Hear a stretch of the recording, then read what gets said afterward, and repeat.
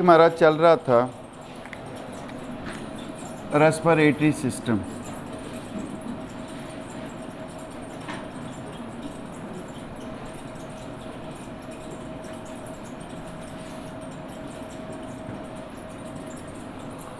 Respiratory system जो है, हमने कहा ये मुश्तमिल होता है दो हिस्सों पर।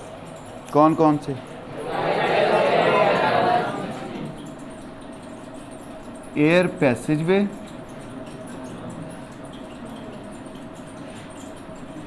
And lungs. एयर पैसेजवे जो था वो किन पार्ट्स पे मुश्तमिल था? हाथ खड़ा करना। किन पार्ट्स पे मुश्तमिल था? जी शाबाश। सबसे पहला हिस्सा बेटे नेज़ल कैविटी। जी ऑरल कैविटी भी किसी हद तक इसका हिस्सा। Next pharynx. फेरेंक्स जो था हमने देखा दोनों सिस्टम्स का हिस्सा। डाइजेस्टिव सिस्टम में भी हिस्सा है इसका और रेस्पिरेटरी सिस्टम की में भी हिस्सा है इसका। जी बेटे नेक्स्ट। जी लेरेंक्स। आगे लेरेंक्स आगे जाके ओपन हुआ किसमें? ट्रैकिया में। और ट्रैकिया जो है वो जब थोरेसिक कैविटी में दाखिल हुआ तो उससे दो ब्रांचेस निकली जिसको हमने नाम दिया ब्रोंकाई। अच्छा जी, हमने पढ़ लिया कि नेज़ल कैविटी क्या है। नेज़ल कैविटी हमने कहा बाहर की तरफ ओपन है दो नथनों से जिनको हम कहते हैं एक्सटर्नल नॉस्ट्रल्स। इसको दरमियान से तकसीम किया गया दो हिस्सों में with the help of septa. That is lined oral nasal cavity is lined by mucus and fine hairs. अब उनका फ़ायदा क्या है म्यूकस और फाइन हेयर का? They trap the larger particle entering in through the respiratory system. कि अगर हम रेस्पिरेटरी सिस्टम सांस लेते हैं तो रेस्पिरेटरी सिस्टम में बड़े पार्टिकल दाखिल ना हो सकें। वो फिल्ट्रेशन का काम और हवा को नम करते हैं और हवा की वेट करते हैं। अच्छा जी, नेज़ल कैविटी ओपन हुई फेरेंक्स के अंदर with the help of internal nostrils. किन के ज़रिए? इंटरनल नॉस्ट्रल्स के ज़रिए। Pharynx just a passageway. ये सिर्फ हवा को और ओरल कैविटी को दोनों को रास्ता फ्राहम कर रहा है। अब बेटे फेरेंक्स ओपन होता है लेरेंक्स के अंदर और पिछली तरफ ये ओपन होता है एसोफेगस के अंदर।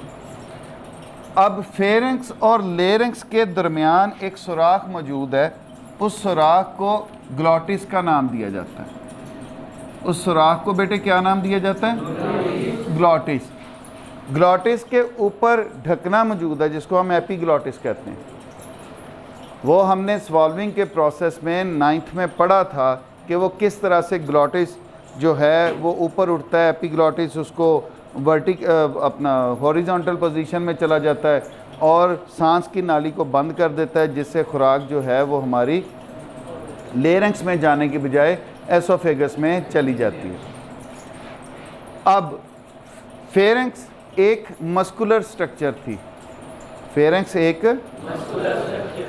जबकि लेरेंक्स जो है that is made up of cartilage. Pharynx बेटे किसकी बनी हुई है? कार्टिलेज की बनी हुई स्ट्रक्चर। कार्टिलेज की बनी हुई स्ट्रक्चर में दो वोकल कॉर्ड्स मौजूद होते हैं। दो वोकल कॉर्ड्स जो हैं मौजूद होते हैं। दो लंबे बैंड्स होते हैं जो कि अक्रॉस द फेरेंक्स मौजूद होते हैं। अब इन वोकल कॉर्ड्स का या ये दो फाइब्रस बैंड का फंक्शन क्या है? जब इनमें से हवा गुजरती है तो ये वाइब्रेट करते हैं। जब इनमें से हवा गुजरती है वाइब्रेट करते हैं। इनके वाइब्रेशन से क्या होता है? They produce sound. ये आवाज़ पैदा करते हैं। ज़ुबान बेटे हमारी उसको लफ्ज़ों का रंग देती है।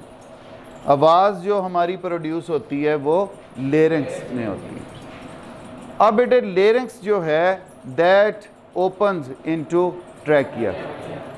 ट्रैकिया जो है ये खुराक की नाली की अगली तरफ मौजूद होता है, सामने की तरफ। अब ये वाला हमारा ट्रैकिया है, यहाँ से हमारा वाइस बॉक्स है, वाइस बॉक्स से आगे हमारा ट्रैकिया शुरू होगा, विंड पाइप भी हम इसे कहते हैं। ये बेटे मौजूद विंड पाइप जो है किसमें, थोरेसिक कैविटी में। किस जगह पे मौजूद है, थोरेसिक कैविटी में। और जैसे ही ये थोरेसिक कैविटी में एंटर होता है, इसकी जो आप कह लें लेंथ है दैट इज़ अबाउट 12 सेंटीमीटर। कितना लंबा होता है, 12 सेंटीमीटर। हमारे लेरिंक्स से शुरू हुआ और 12 सेंटीमीटर, और जैसे ही ये थोरेसिक कैविटी में दाखिल हुआ इट डिवाइड्स इनटू 2 ब्रांचेस। ये दो फिर हमारे पास क्या बना देता है, ब्रोंकाई। दो क्या बना देता है, अगर हम इसके लिए सिंगुलर वर्ड इस्तेमाल करेंगे तो दैट इज़ ब्रोंकस। एक को अगर हम बुलाएंगे तो ब्रोंकस कहेंगे, मजमूई तौर पर दोनों को ब्रोंकाई का नाम देते हैं। एक बड़ी जो इसमें इम्पॉर्टेंट शायद जो डिस्कस की जाती है या आपके एग्ज़ामिनेशन पॉइंट ऑफ व्यू से MCQs में भी आ जाता है, शॉर्ट क्वेश्चन भी आ जाता है। ट्रैकिया जो है it contain C shaped cartilage. Trachea जो है इसमें क्या मौजूद होता है, सी शेप्ड कार्टिलेज। अब इस सी शेप कार्टिलेज के होने की वजह ये इस तरह से मौजूद है बेटे। कार्टिलेज मौजूद होने की वजह कि ये कोलैप्सिंग से बचाता है। अगर हम एक्सपायर करें हवा तो विंड पाइप सुकड़ जाए अगर कार्टिलेज मौजूद ना हो। अगर विंड पाइप सुकड़ जाए तो फिर सांस नहीं आ सकता, दम घुटने से मौत वाक़ई हो सकती है। सी शेप होने की वजह इस तरह, इसके पीछे एसोफेगस मौजूद है, खुराक की नाली मौजूद है, डाइजेस्टिव सिस्टम मौजूद है। अगर ये राउंड होगा, खुदा न खास्ता ज़रा भी कोई दबाव आने की वजह से ये उसको डैमेज कर सकता है हमारे खुराक के। पीछे से ये स्मूथ मसल्स का बना हुआ, इसकी पिछली दीवार अटैच है हमारे एसोफेगस के साथ, डाइजेस्टिव सिस्टम के साथ। तो अगली साइड पे इसमें सी शेप कार्टिलेज मौजूद हैं जो कि इसको कोलैप्सिंग से रोकते हैं। अब अगर वही डायग्राम हम देखें,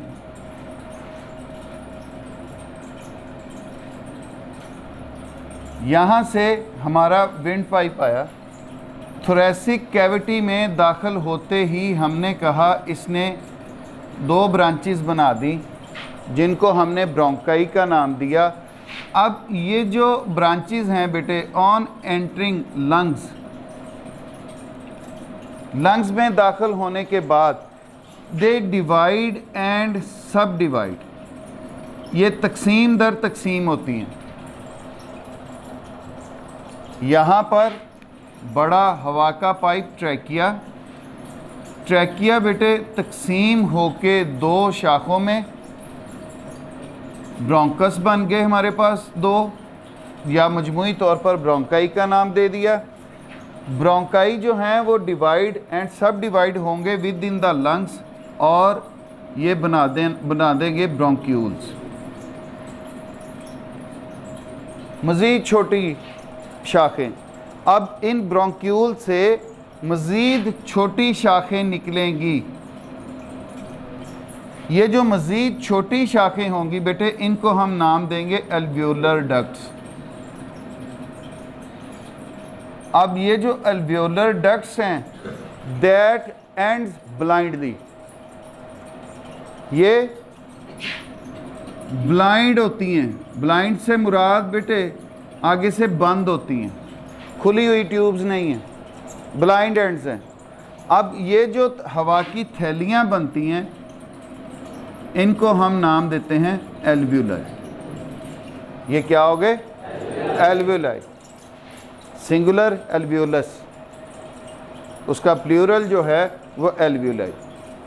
अब ये हवा की थैलियाँ, ये वो पॉइंट्स हैं जहाँ पर गैसियस एक्सचेंज होता है। एल्वियोलाई कौन सी जगह हैं बेटे, जहाँ पर गैसियस एक्सचेंज होता है, और ये मौजूद हैं हमारे लंग्स के अंदर। अब ये जो एल्वियोलाई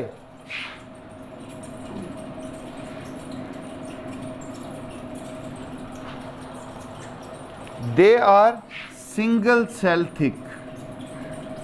कितनी मोटी होती है बेटे? एक सेल पर मुश्तमिल।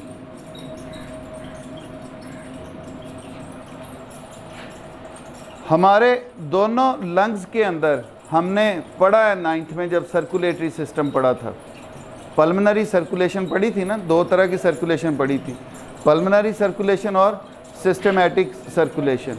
पल्मनरी सर्कुलेशन में क्या था, हमारे हार्ट से ब्लड भेजा जा रहा था हमारे लंग्स में, किस मकसद के लिए? ऑक्सीजनेशन के लिए, उसमें से कार्बन डाइऑक्साइड निकले और ऑक्सीजन शामिल हो। अब बेटे राइट एंड लेफ्ट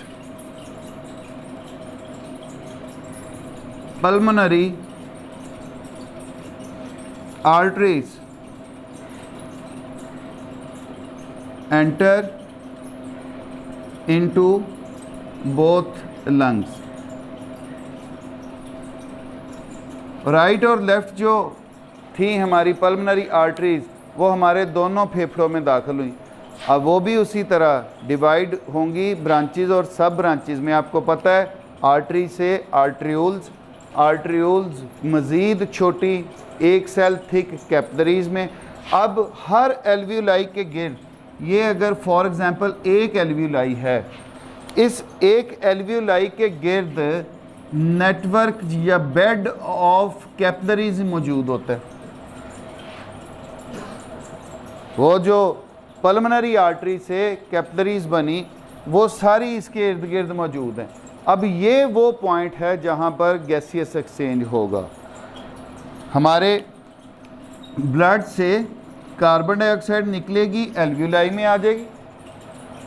चूँकि ब्लड के अंदर कार्बन डाइऑक्साइड की कंसंट्रेशन ज़्यादा और गैसेस हमेशा अपनी ज़्यादा कंसंट्रेशन वाले इलाके से कम कंसंट्रेशन वाले इलाके की तरफ मूव करती हैं। हमारी एल्वियोलाई से हमने हवा लेके गए हुए हैं अंदर, ऑक्सीजन लेके गए हुए, वो ऑक्सीजन जो है वो दाखिल होगी ब्लड में। अब इस पॉइंट पर ब्लड से कार्बन डाइऑक्साइड निकल रही है और ऑक्सीजन जो है वो शामिल होगी। इसके बाद जब गैसियस एक्सचेंज हो चुका होगा, हमारी जो कैपिलरीज हैं वो दोबारा मिल के बड़ी वेसल्स बनाएंगी, वेन्स बनेंगी, वेन्यूल्स बनेंगे। उन वेन्यूल्स ने जुड़ के फिर दोबारा वेन बना देनी है और वो वेन जो है left and right pulmonary when में तब्दील होंगी और वो वापस सप्लाई जो है हार्ट को दे दी। हार्ट से वो सारे के सारा पूरे जिस्म को पहुंच गया। इस तरह से होता है बेटे हमारे जिस्म में गैसियस एक्सचेंज। यहाँ तक रखें, कल इंशाल्लाह ताला लंग्स के बारे पढ़ेंगे।